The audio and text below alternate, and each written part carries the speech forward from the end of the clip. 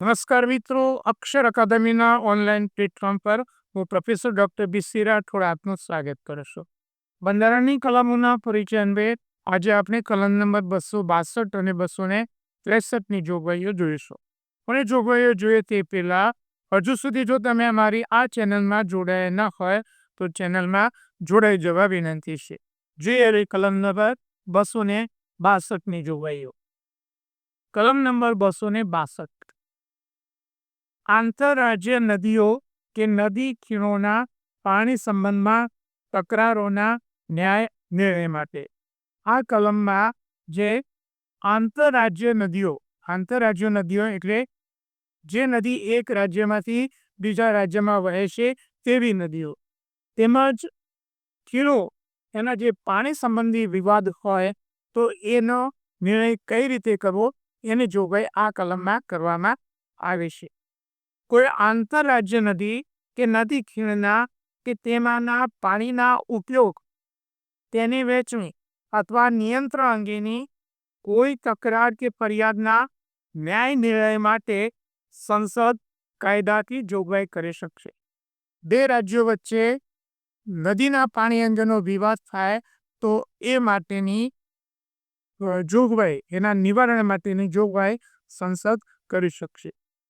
આ બંધારણમાં ગમે તે મજકૂર હોય તે છતાં સંસદ કાયદાથી જોગવાઈ કરી શકશે કે ખંડ 1માં ઉલ્લેખેલી કોઈ તકરાર કે ફરિયાદ અંગે સુપ્રીમ કોર્ટ અથવા અન્ય કોઈ અદાલત હકુમત ભોગવી શકશે નહીં.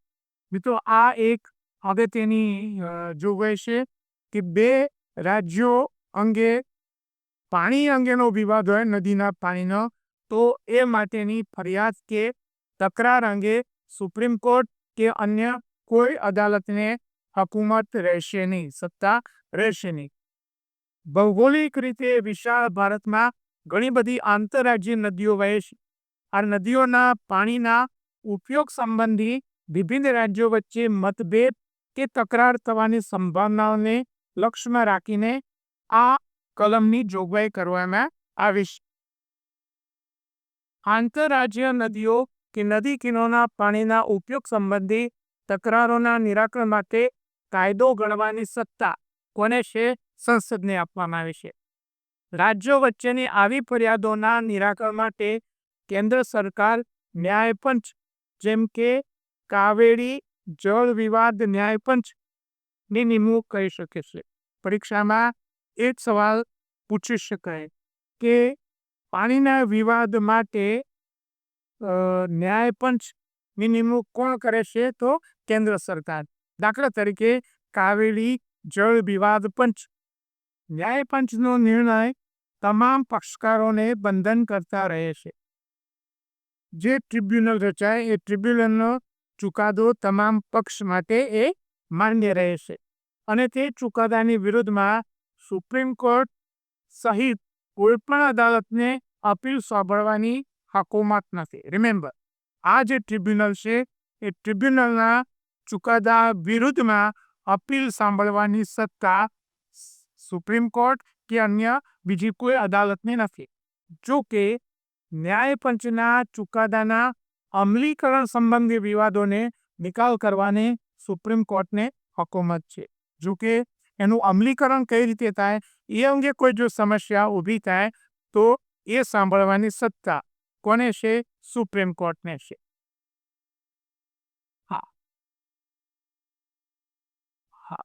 અનુચ્છેદ 263 આંતરરાજ્ય કાઉન્સિલ અંગેની જોગવાઈઓ. પરીક્ષા માટે આ મોસ્ટ આઈએમપી કલમ છે. આમાંથી કોઈ પરીક્ષામાં પૂછાય છે.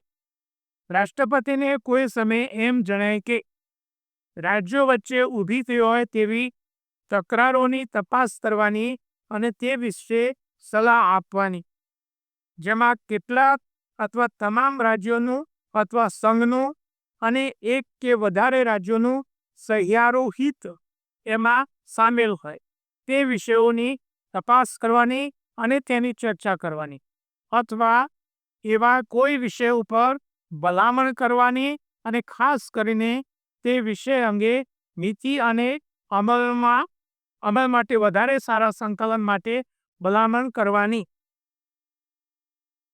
જવાબદારીવાળી કાઉન્સિલની રચના કરવાથી જાહેર હિત સદાશે તો હુકમ કરીને તેવી કાઉન્સિલ સ્થાપવાનું અને તેને બજાવવાની ફરજોનું સ્વરૂપ, તેનો તંત્ર વ્યવસ્થા અને કાર્યરીતિ નક્કી કરવાનું રાષ્ટ્રપતિ માટે કાયદેસરનું ગણાશે.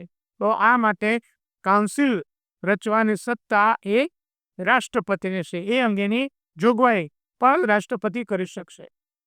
2 કે તેથી વધુ રાજ્યો વચ્ચે તેમજ સંઘ અને અન્ય રાજ્યો વચ્ચેના વિવાદી મુદ્દાઓના નિરાકરણ માટે આંતરરાજ્ય કાઉન્સિલ, અગત્યનો શબ્દ છે, ની રચના કરવાની રાષ્ટ્રપતિની સત્તા છે. આ સત્તા કોને છે? રાષ્ટ્રપતિ. આંતરરાજ્ય કાઉન્સિલ એટલે પરિષદ નું મુખ્ય કાર્ય વિવાદી રાજ્યોના હિતોના પ્રશ્નોની તપાસ કરીને તેનું નિરાકરણ લાવવાનો છે. હવે એક બીજો અગત્યનો પ્રશ્ન છે કે આની ભલામણ કોણે કરી હતી? તો સરકારી આયોગની ભલામણને આધારે 18 મે 1990 રોજ રાષ્ટ્રપતિના આદેશ દ્વારા આંતરરાજ્ય પરિષદની રચના કરવામાં આવે છે. 2-3 મુદ્દો છે. કયા પંચની ભલામણથી? તો સરકારિયા પંચની ભલામણથી. ત્યારે 18 મે 1990 રોજ અને રાષ્ટ્રપતિના આદેશથી આંતરરાજ્ય પરિષદની રચના કરવામાં આવી છે. આંતરરાજ્ય પરિષદની પ્રથમ બેઠક 10 ઓક્ટોબર 1990 રોજ તત્કાલીન વડાપ્રધાન શ્રી વીપી સિંહની અધ્યક્ષતામાં મળી. કે પહેલી બેઠક ક્યારે મળી તેની વિગત. આંતરરાજ્ય પરિષદ એક સલાહકારી સંસ્થા છે. હવે આ મુદ્દો પણ પરીક્ષા માટે અગત્યનો છે. એનું માળખું, આંતરરાજ્ય પરિષદનું સંગઠન, એના અધ્યક્ષ કોણ હોય છે? વડાપ્રધાન હોય છે. સદસ્યો કોણ? બધા રાજ્યોના મુખ્યમંત્રીઓ, કેન્દ્ર શાસિત પ્રદેશના મુખ્યમંત્રીઓ જ્યાં વિધાનસભા હોય ત્યાં, અને જ્યાં વિધાનમંડળ નથી એવા કેન્દ્ર શાસિત પ્રદેશોના પ્રશાસકો એટલે કે વહીવટદાર. વડાપ્રધાન દ્વારા નિયુક્ત 6 કેબિનેટ કક્ષાના પ્રધાનો. મિત્રો, આ જે વિગત છે એ પરીક્ષા માટે મોસ્ટ આઈએમપી છે. તે તમે ધ્યાનમાં રાખો કે એના અધ્યક્ષ કોણ હોય છે, સદસ્યો કોણ હોય છે, એની નિમણૂક કોણ કરે છે તે, અને એની બેઠકો વર્ષમાં 3 વખત, એની બેઠક વર્ષમાં 3 વખત મળવી જોઈએ. એના પછીની વિગતો. હા, બંધારણ માટે અમારા 2 ખૂબ ઉપયોગી એવા પુસ્તકો છે, ભારતનું બંધારણ અને રાજ્ય વ્યવસ્થા, જે વન લાઇનર અને એમસીક્યુ સ્વરૂપે છે. બીજું પુસ્તક ભારતનું બંધારણ અને રાજ્ય વ્યવસ્થા, એ ડિટેલમાં અભ્યાસ માટે છે. બંને પુસ્તકો અકાદમી ઉપર ઉપલબ્ધ છે. આ ઉપરાંત સ્પર્ધાત્મક પરીક્ષાની તૈયારી કરવા માટે અમારી 2 ખૂબ જ ઉપયોગી એવી ટેલિગ્રામ ચેનલ છે, બીસી રાઠોડ કરંટ અફેર્સ અને ગૌરવાંથી ગુજરાતી. હજુ સુધી જો તમે અમારી આ બંને ટેલિગ્રામ ચેનલમાં જોડાયા ન હોય તો જોડાઈ જવા વિનંતી છે. વધુમાં અમે અમારું મેટર ઇન્સ્ટાગ્રામ અને ટ્વિટર ઉપર શેર કરીએ છીએ, તો અમારા આ બંને પ્લેટફોર્મને ફોલો કરવા વિનંતી છે. વધુમાં આજનો આ વિડીયો આપને પસંદ આવ્યો હોય તેને લાઈક કરીને શેર કરવાનું ભૂલતા નહીં. અને હજુ સુધી જો તમે અમારી આ ચેનલને સબસ્ક્રાઈબ ન કરી હોય તો એને સબસ્ક્રાઈબ કરી દેશો, અને હા, બેલ આઇકોનને ચાલુ કરવાનું ભૂલતા